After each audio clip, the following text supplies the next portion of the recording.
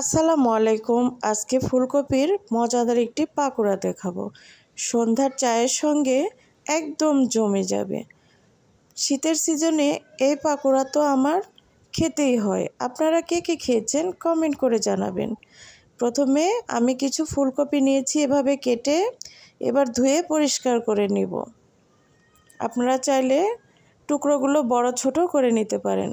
গরম পানির মধ্যে আমি ফুলকপিগুলো দিয়ে দিলাম, সঙ্গে দিলাম হাফ চামচ লবণ, ঢেকে দিয়ে সেদ্ধ করে নিব।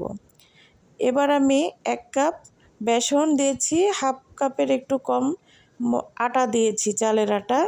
এবার 1 চামচ লবণ, 1 চামচ হলুদ, 1 চামচ মরিচের গুঁড়া এবং হাফ চামচ ভাজা জিরার গুঁড়া দিয়ে দিলাম।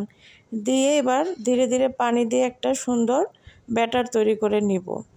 প্রথমে অল্প অল্প পানি দিয়ে ব্যাটারটা তৈরি করতে হবে, একবারে পানি দিলে কিন্তু হবে না, এতে করে আপনি পরিমাণটা বুঝতে পারবেন না পানির।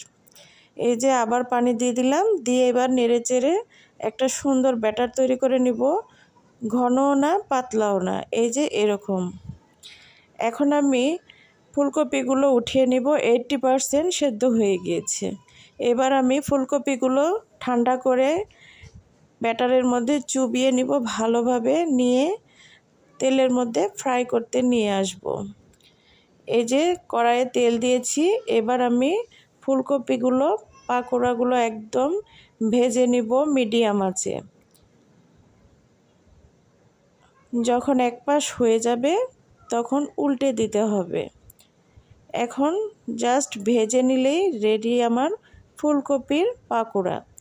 আপনাদের একটা টিপস দিই, যখন আপনারা বেসনের ব্যাটারটা তৈরি করবেন, গরম তেলে কিছু এই 2 চামচের মতো ব্যাটারের মধ্যে দিয়ে ভালোভাবে নেড়ে চেড়ে নেবেন।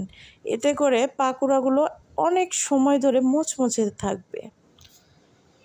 এই যে আমার পাকোড়াগুলো একদম রেডি। এখন আমি সার্ভ করব, আপনাদের দেখাবো। দেখুন তো কত লোভনীয় হয়েছে। আপনারা একদিন হলেও ট্রাই করে দেখবেন। এতক্ষণ আমার সঙ্গে থাকার জন্য অসংখ্য ধন্যবাদ। আসসালামু আলাইকুম।